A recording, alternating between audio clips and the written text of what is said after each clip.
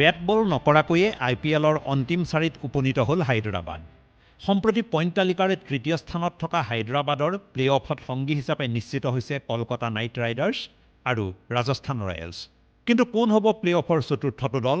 শীৰ্ষৰ দুই স্থান পোৱাৰ ক্ষেত্ৰত হায়দৰাবাদ বা ৰাজস্থানৰ হাতত সমীকৰণ কি? প্ৰথমতে আহোঁ ৰাজস্থান ৰয়েলছৰ কথালৈ।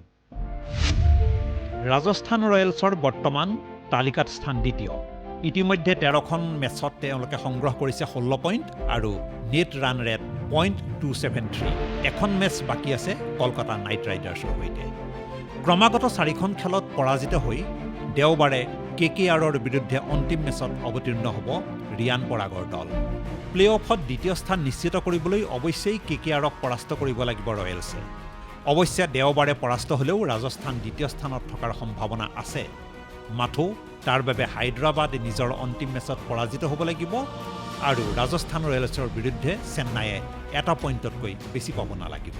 কিন্তু হায়দৰাবাদে যদি অন্ততঃ আৰু 1 পইণ্ট লাভ কৰে, বাংগালুৰুৰ বিৰুদ্ধে চেন্নাইয়ে এটা পইণ্টতকৈ বেছি পাব নালাগিব। কিন্তু হায়দৰাবাদে যদি অন্ততঃ আৰু 1 পইণ্ট লাভ কৰে আৰু লগতে চেন্নাই ছুপাৰ কিংছে ৰয়েল চেলেঞ্জাৰ্ছ বাংগালুৰুৰ বিৰুদ্ধে জয়লাভ কৰে, তেন্তে কলকাতাৰ হাতত পৰাস্ত হ'লে প্লে অফত চতুৰ্থ স্থানতে সন্তুষ্ট থাকিব লাগিব ৰাজস্থান ৰয়েলছ। এইবাৰ আহোঁ ছানৰাইজাৰ্ছ হায়দৰাবাদৰ কথালৈ। ছানৰাইজাৰ্ছ হায়দৰাবাদৰ তালিকাত স্থান বৰ্তমান তৃতীয়। 13খন মেচত দলটোৱে সংগ্ৰহ কৰিছে 15 পইণ্ট, নেট ৰান ৰেট .406। যিখন মেচ বাকী আছে সেইখন হ'ব পাঞ্জাৱৰ সৈতে। বৃহস্পতিবাৰে গুজৰাটৰ বিৰুদ্ধে বেট বল নকৰাকৈ অন্তিম চাৰিত নিজৰ স্থান নিশ্চিত কৰা হায়দৰাবাদৰ বাবে শীৰ্ষৰ দুটা স্থানত উপনীত হোৱাৰ কোনো সম্ভাৱনা নিজৰ হাতত নাই। অন্তিম মেচত পাঞ্জাৱক পৰাস্ত কৰিলেও তেওঁলোকে লাভ কৰিব 17 পইণ্ট। কিন্তু কলকাতাক কেনেবাকৈ পৰাস্ত কৰিলে ৰাজস্থানে লাভ কৰিব 18 পইণ্ট। অৱশ্যে অন্তিম মেচত যদি হায়দৰাবাদ জয়ী হয় আৰু ৰাজস্থান পৰাজিত হয়, তেন্তে হায়দৰাবাদ থাকিব শীৰ্ষৰ দুটা দলৰ মাজত। সেয়ে নহ'লে হায়দৰাবাদৰ অন্তিমখন মেচ পৰিত্যক্ত হ'ব লাগিব, লগতে ৰাজস্থান পৰাজিত হ'ব লাগিব আৰু বাংগালুৰুৰ হাতত পৰাস্ত হ'ব লাগিব চেন্নাই। চেন্নাই ছুপাৰ কিংছ বৰ্তমান দলটোৰ স্থান চতুৰ্থ। 13খন মেচত CSKৰ সংগ্ৰহ 14 point, net run rate .528। Match বাকী আছে বাংগালুৰুৰ সৈতে। এই মুহূৰ্তত চেন্নাই প্লে অফলৈ যোৱাৰ বাবে এটা পইণ্টেই যথেষ্ট। কিন্তু অন্তিম মেচত বাংগালুৰুৰ হাতত পৰাস্ত হ'লে শীৰ্ষ দুটা স্থানত CSK অন্তৰ্ভুক্ত হোৱাৰ সম্ভাৱনা নাথাকিব।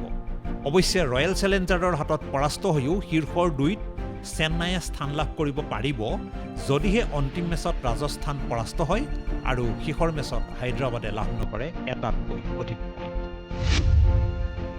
ৰয়েল চেলেঞ্জাৰ্ছ বাংগালুৰুৰ তালিকাত বৰ্তমান স্থান ষষ্ঠ। 13খন মেচত দলটোৰ সংগ্ৰহ 12 point, net run rate .387। Match বাকী আছে চেন্নাইৰ সৈতে। চলিত IPLত আৰম্ভণি সুখৰ নহ'লেও একেৰাহে বিগত 5খন মেচত জয়লাভ কৰিছে বাংগালুৰুৱে। কিন্তু প্লে অফলৈ যোৱাৰ বাবে তেওঁলোকৰ সমীকৰণ এতিয়াও সহজ নহয়।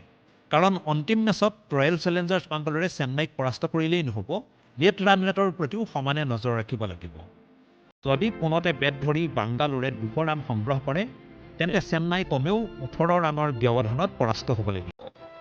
আৰু যদি চেন্নাইয়ে প্ৰথমে বেট ধৰি 200 ৰানৰ লক্ষ্য দিয়ে, তেন্তে RCBয়ে হাতত কমেও 11টা বল লৈ জয়ী হ'ব লাগিব। নিউজ ডেস্ক, দেশ টুডে।